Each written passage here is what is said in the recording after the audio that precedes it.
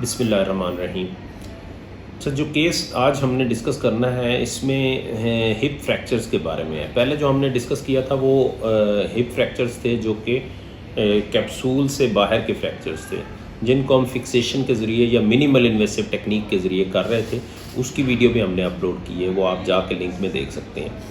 अच्छा, ये जो फ्रैक्चर्स हैं ये नेक के फ्रैक्चर्स होते हैं और ये तकरीबन होते भी 70 ईयर्स ओल्ड या 65 ईयर्स ओल्ड जो ओल्ड पेशेंट्स होते हैं उनमें होते हैं।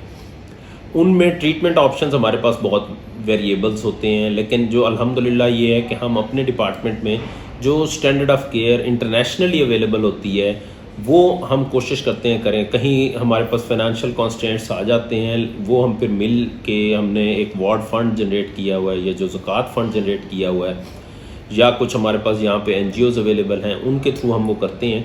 तो दो केसेस इसमें हमने आपसे डिस्कस करने हैं कि जिनके फ्रैक्चर नेक का फीमर थे।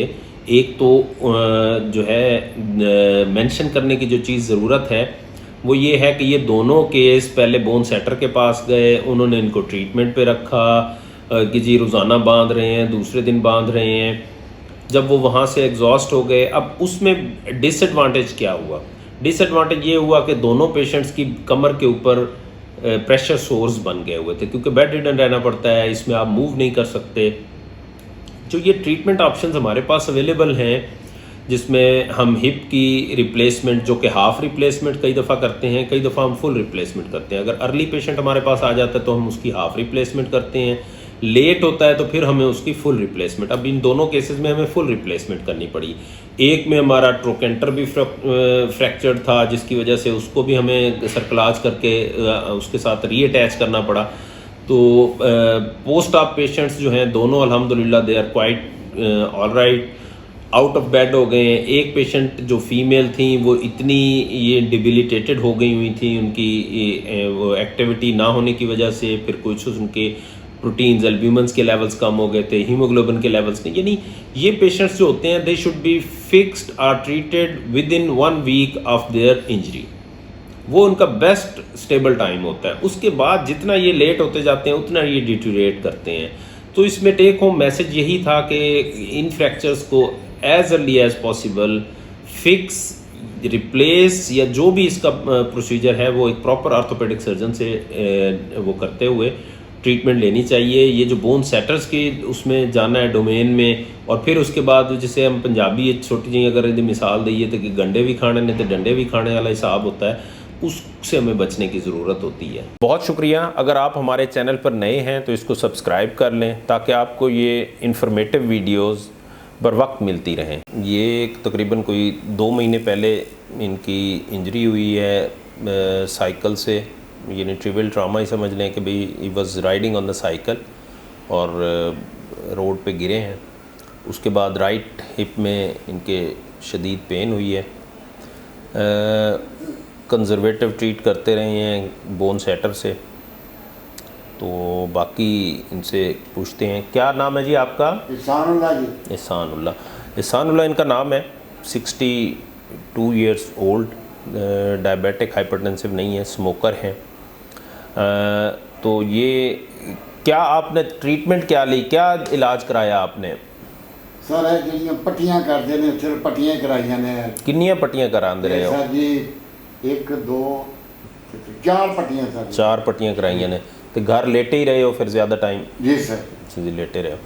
कोई शुगर ब्लड प्रेशर की शिकायत तो नहीं है? सर कुछ भी नहीं, सारे सही है, चेक हो गए, कुछ भी नहीं है, ठीक हो गया। चलें जी, नॉन डायबिटिक पेशेंट है हमारे पास ये जो हैं, लेकिन ये है कि चेस्ट काफ़ी बैड है बिकॉज ऑफ द स्मोकिंग। अभी हमने इनको स्मोकिंग क्विट करने के लिए कहा है। राइट हिप का इनका नेक का फीमर का फ्रैक्चर था। Try to treat it conservative उन्होंने करने की कोशिश की है विद द बोन सेटर। अब ये आए हैं हमारे पास pain with limping and inability to put weight on. वज़न नहीं डाल सकते, दर्द बहुत शदीद है और टांग छोटी हो गई हुई है, चलना मुमकिन नहीं है। ठीक हो गया। अब ये इस कंप्लेंट्स के साथ हमारे पास आए हैं। दोनों टांगें इकट्ठी करें, लो सर। दो में इकट्ठियाँ करनी है, गोडे गोडे इंज इंज। तो ये जो लेफ़्ट लेग है इसको करना इनके लिए तकरीबन नामुमकिन है। बस ठीक है जी, इन्ना एक हो सकता है। ठीक हो गया। और इसके अलावा चलना भी मुमकिन नहीं है, वो आपको उसमें इनकी चलने की वीडियो भी दिखाते हैं कि उसमें कैसे ये चल रहे हैं। बाकी इसका एग्ज़ामिन करके मैं आपको बताता हूँ। अगर हम इनके एक्सरेज को देखें तो ये this is the fracture line which is going across, ठीक है, ये लेसर ट्रॉक का एरिया है। So most likely this is the fracture non union of neck of femur which was maltreated, and now the patient is having severe pain and inability to bear weight on. So our plan is to go for total hip replacement, but feeling the constraints of income, cemented total hip के लिए हम plan कर रहे हैं। So let's see कि हम कितना एक इनको help out कर पाते हैं उसमें। तो will discuss it post operatively कि भाई किस तरह हम इनके सारी ये ट्रीटमेंट लेकर चलते हैं। Because he is a candidate for total hip replacement, cemented total, because considering the age of the patient. अगर हम इनके लिम्स को एग्जामिन करें, so there is marked wasting on the quadriceps on the left side as compare to the right. There is shortening अगर हम इनके close करते हैं, because he is having pain, so I am not going to hurt him more. तो ये भी, ये पटेला का सुपीरियर बॉर्डर है, यहाँ पे तकरीबन मिड पे मोस्ट लाइकली ये कोई 1.5 इंच की या 2 इंच की शॉर्टनिंग है इनकी।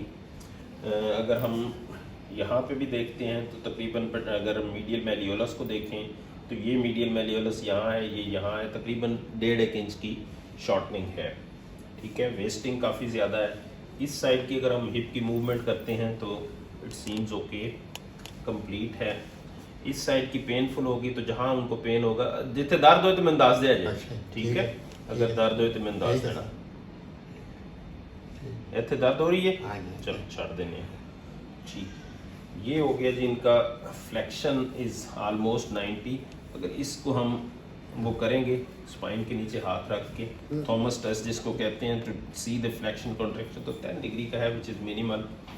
रोटेशन भी इनकी पेनफुल है, बाकी पावर दोनों साइडों पे बिल्कुल इक्वल है।